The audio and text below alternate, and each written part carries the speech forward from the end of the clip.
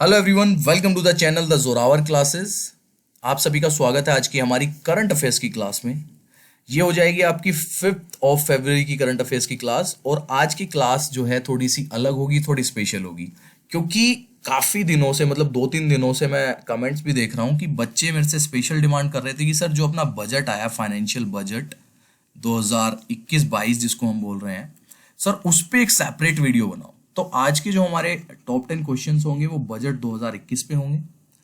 ठीक है फ्रेंड्स, और चलिए फिर आज का सेशन स्टार्ट करते हैं। उससे पहले अगर आप हमसे जुड़ना चाहते हैं और फर्स्ट टाइम ये वीडियो देख रहे हैं तो मैं एक नंबर लिख रहा हूँ यहाँ पे 8638008832। सिंपल सा आप मुझे इस नंबर पे अपना नाम लिख के भेज सकते हैं, व्हाट्सएप कर सकते हैं, ताकि मैं आपको अपने ब्रॉडकास्ट चैनल से जोड़ लूँ। और नीचे डिस्क्रिप्शन में आपको टेलीग्राम चैनल का लिंक भी मिल जाएगा, the Zoravar classes for KVS preparation.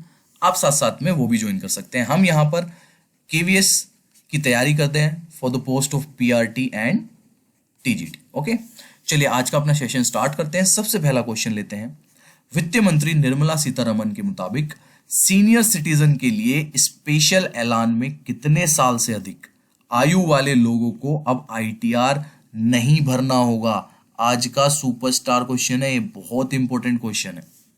According to Finance Minister Nirmala Sitharaman, in the special announcement for senior citizens, how many years of age will no longer have to fill the ITR, the income tax return?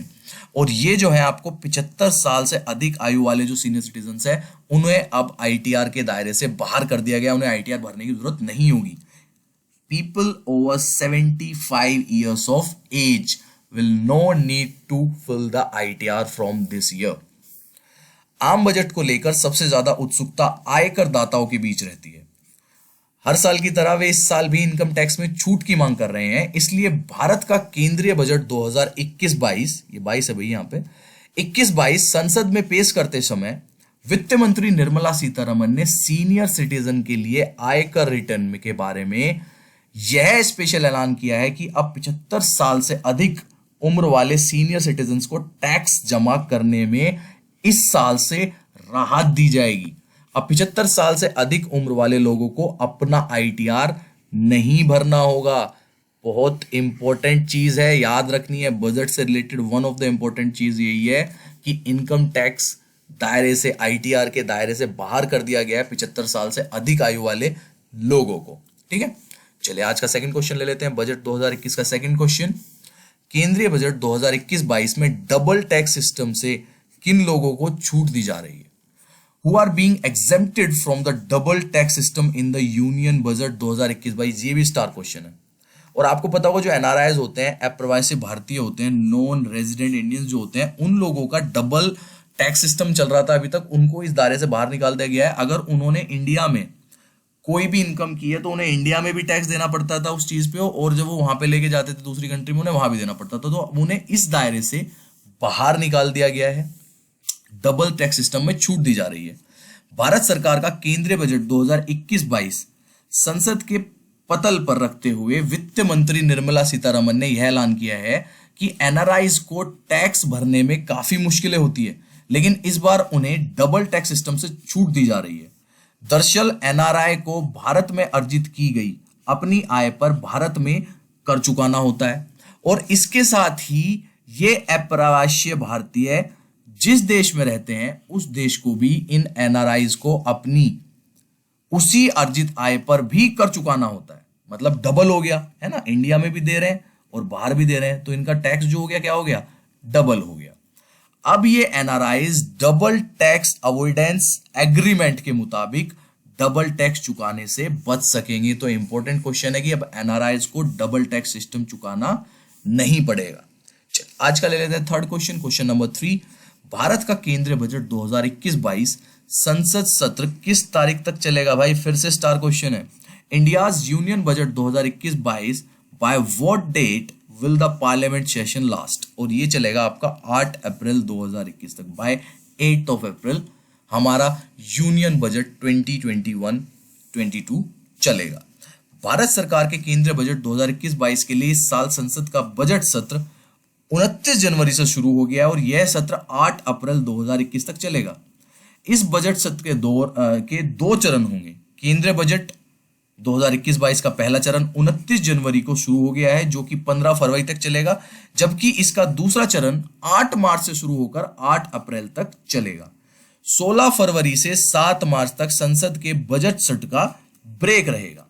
पिछले साल भी भारत में corona के बढ़ते मामलों के कारण संसद का शीतकालीन सत्र आयोजित नहीं किया जा सका था। तो ध्यान रखना है अपना का जो हमारा पहला सत्र है, 3 सत्र होते हैं संसद के, जो 3 सत्र चलते हैं, सबसे पहला बजट सत्र होता है, वो आपका 8 अप्रैल तक चलेगा 29 जनवरी से, जिसको 2 पार्ट में डिवाइड है। आज का ले लेते हैं क्वेश्चन नंबर 4। भारत का केंद्रीय बजट 2021-22 पहली बार किस रूप में पेश किया गया? In what form was the Union Budget 2021-22 presented for the first time? और ये आपकी जो बजट की सॉफ्ट कॉपी है उसमें पेश किया गया है। सॉफ्ट कॉपी ऑफ बजट यानी कि कोई पेपर वगैरह यूज नहीं हुआ है, सॉफ्ट कॉपी में फर्स्ट टाइम बजट आपका जो है पेश किया गया, वरना हमेशा आपने देखा कि फाइल्स ही होती थी, है ना, वो लेके आते थे जो भी हमारे वित्त मंत्री होते थे। तो भारत में कोरोना महामारी के कारण इस बार केंद्रीय बजट के पेपर प्रिंट नहीं किए गए हैं और यह बजट पूरी तरह पेपरलेस है। आजादी के बाद यह पहला मौका है जब आम बजट के पेपर प्रिंट नहीं किए गए हैं। मोदी सरकार की वित्त मंत्री निर्मला सीतारमन ने आज संसद के समक्ष केंद्रीय बजट 2021-22 पेश किया। वित्त मंत्री निर्मला सीतारमन ने भारत के संसद भवन में सुबह 11 बजे देश का आम बजट पेश किया है। अभी तक सांसदों और मीडिया के लिए बजट की हार्ड कॉपी छापी जाती थी, लेकिन पहली बार है कि आम बजट पूरी तरह से पेपरलेस है और इस बार सांसदों को बजट की सॉफ्ट कॉपी दी जा रही है। तो ध्यान रखना है, for the first time after independence जो बजट होता है अपना वो पेपरलेस है, पेपर की सॉफ्ट कॉपी में बनाया गया है। चलिए क्वेश्चन ले लेते हैं नेक्स्ट, क्वेश्चन नंबर 5। भारत की वित्त मंत्री ने इस साल के आम बजट के लिए कौन सा ऐप लॉन्च किया? ये भी इंपॉर्टेंट क्वेश्चन है। Which app has been launched by the Finance Minister of India for the year's general budget? और ये किया गया केंद्रीय budget mobile app, union budget mobile app के नाम से एक ऐप जो है लॉन्च किया गया इस बार हमारे जो बजट है आपका 2021-22 उसमें। भारत की वित्त मंत्री निर्मला सीतारमन ने सभी हितधारकों को केंद्रीय बजट की जानकारी आसान और त्वरित प्रदान करने के लिए केंद्रीय बजट मोबाइल ऐप लॉन्च किया है। इस ऐप पर भारत के सभी संसद सदस्यों और आम जनता को बजट से संबंधित पूरी जानकारी मिलेगी। यह ऐप वार्षिक वित्तीय विवरण, अनुदान की मांग और वित्तीय विधेयक आदि सहित 14 केंद्रीय बजट दस्तावेजों को देखने की सुविधा प्रदान करेगा। भारत सरकार के इस ऐप को आप गूगल ऐप स्टोर से डाउनलोड कर सकते हैं। अगेन इंपॉर्टेंट क्वेश्चन, तो इसका नाम क्या है? सिंपल सा union budget mobile app. Okay, केंद्रीय बजट मोबाइल ऐप जो है लॉन्च किया गया है, जहां पे आप सारी चीजें पढ़ सकते हैं अबाउट दिस बजट। भारत के केंद्रीय बजट 2021-22 के लिए लॉन्च किए गए ऐप में वित्तीय विधेयक सहित कुल कितने केंद्रीय बजट दस्तावेजों को शामिल किया गया? जस्ट अभी मैंने एक्सप्लेनेशन में इसका आंसर दिया था, देखते कितने बच्चों ने ध्यान से सुना है। आंसर करो इसका। How many union budget documents including the finance bill have been included in the app launch for India's union budget 2021-22? जल्दी आंसर करो, देखता हूं अब कितने बच्चे ध्यान से देख रहे, जो भी लाइव देख रहे हैं अभी आंसर करो। और जिनका आंसर है भाई 14 वो सब सही है, जिन्होंने 14 किया है वो सारे सही हैं, क्योंकि ये बच्चे ध्यान से देख रहे हैं। 14 यूनियन बजट डॉक्यूमेंट जो है वो दस्तावेज जो है आपके ऐप में रखे गए हैं। वित्त मंत्री निर्मला सीतारमन ने आम बजट 2021-22 की जानकारी आसानी से और तुरंत प्रदान करने के लिए केंद्रीय बजट मोबाइल ऐप लॉन्च किया है। इस ऐप पर भारत के सभी लोगों को इस साल के बजट से संबंधित पूरी जानकारी बड़ी आसानी से मिल सकेगी। यह ऐप वित्तीय विधेयक आदि सहित 14 केंद्रीय बजट दस्तावेजों को देखने की सुविधा प्रदान करता है। भारत सरकार के वित्त मंत्रालय द्वारा तैयार इस ऐप में आपको बजट 2021-22 में वित्त मंत्री का बजट भाषण, वार्षिक वित्तीय विवरण, अनुदान की मांग, फाइनेंस बिल और बजट के मुख्य बिंदुओं की जानकारी मिलेगी। तो नंबर ऑफ केंद्रीय बजट दस्तावेज डॉक्यूमेंट्स कितने हैं इस ऐप में? 14। और मोबाइल ऐप का नाम क्या है? केंद्रीय बजट मोबाइल ऐप, या आप कह सकते हैं union budget mobile app. Question number 7, केंद्रीय बजट 2021-22 में इनमें से कौन सी 2 चीजें महंगी हुई हैं? Which of these 2 items have become expensive in the Union Budget 2021 and 22? और आपके जो जेम्स यानी कि रतन और जो जूते होते हैं वो महंगे कर दिए गए हैं। काफी सारी चीजें महंगी हुई हैं, बट इनमें से जो है आपके रतन और जूते जो हैं 2021-22 में महंगे हो गए हैं। मेरे को शूज का बहुत शौक है भाई, मेरे लिए मुश्किल होगी। केंद्रीय बजट 2021-22 में इस साल निम्नलिखित वस्तुओं के दाम बढ़े हैं: विदेशी चमड़ा, सोलर इन्वर्टर, विदेशी मोबाइल चार्जर, मोबाइल से जुड़ी एसेसरीज की भी कीमतों में इजाफा हुआ है। मोबाइल फोन, मोबाइल पार्ट्स पर छूट कम हुई है। रतन और जूते भी महंगे हुए हैं। इसी तरह इस साल के बजट में आयातित ऑटो पार्ट्स, विदेशी खाद्य तेल, गाड़ियों के पार्ट्स, इलेक्ट्रॉनिक उपकरण, इंपोर्टेड कपड़े भी महंगे हो गए हैं। ये सारी चीजें ऐसी हैं जो महंगी हुई हैं, जो डेली यूज की हैं। आप मोबाइल यूज करते हैं, ऑटोमोबाइल जो है वो इन्होंने जो है महंगा कर दिया है, खाद्य तेल महंगा हो गया, गाड़ियों के पार्ट्स, इलेक्ट्रॉनिक उपकरण जितने हम सारे यूज करते हैं, मोस्टली सारी चीजें। और आजकल लोगों के पास पैसा हो रहा है तो बाहर की कंपनीज ही होती हैं भाई, ये लिवाइस वगैरह, ली वगैरह जितनी भी है, मोस्टली इंडियन कंपनी कहाँ है क्लोथ्स की इतनी। बाहर जितने भी आप मॉल्स वगैरह में जाते हो सारी बाहर की है, वो भी महंगी कर दी गई है। तो जो डेली टू डेली यूज की चीजें हैं वो सारी मोस्टली महंगी हुई हैं। चलिए आज का क्वेश्चन नंबर 8 देख लेते हैं। इस बार कर लेते हैं सस्ती चीजों की बात। केंद्रीय बजट 2021-22 में इनमें से कौन सी दो चीजें सस्ती हुई हैं? Which of these two items have become cheaper in the union budget 2021-22? और ये हैं आपके लोहा और स्टील। पता नहीं भाई लोहा स्टील से सर फोड़ेंगे, इसका क्या करेंगे, सस्ते कर दिए। नहीं, लोहा और स्टील भी सस्ता होना अच्छी बात है, घर वगैरह में यूज होता है बहुत ज्यादा। केंद्रीय वित्त मंत्री निर्मला सीतारमन द्वारा 1 फरवरी 2021 को संसद में पेश किए गए बजट में लोगों को राहत देने की कोशिश की गई है। हर साल की तरह इस साल भी भारत के आम बजट में हमारे रोजमर्रा के जीवन की कुछ चीजें महंगी और कुछ चीजें सस्ती हुई हैं। आपको बता दें कि इस साल के बजट में सोना और तांबे का सामान सस्ता हुआ है। सोना सस्ता हो रहा है भाई, खरीद लो। लोहा और स्टील सस्ता हो रहा है। चमड़े के उत्पादक, नायलॉन पेंट, नायलॉन के कपड़े, ड्राई क्लीनिंग सहित पॉलिस्टर के कपड़े भी सस्ते हुए हैं। तो ये चीजें सस्ती हो रही है, जिसमें मेन जो है अपना आपका सोना मान लो और आपका लोहा और स्टील हो गया, ये चीजें जो है सस्ती हुई हैं। चलिए क्वेश्चन नंबर लेते हैं, सेकंड लास्ट 9th क्वेश्चन। वित्त मंत्री निर्मला सीतारमन ने केंद्रीय बजट 2021-22 में भारत में कहां यूनिवर्सिटी बनाने का ऐलान किया? Again one of the super star question, one of the super important question.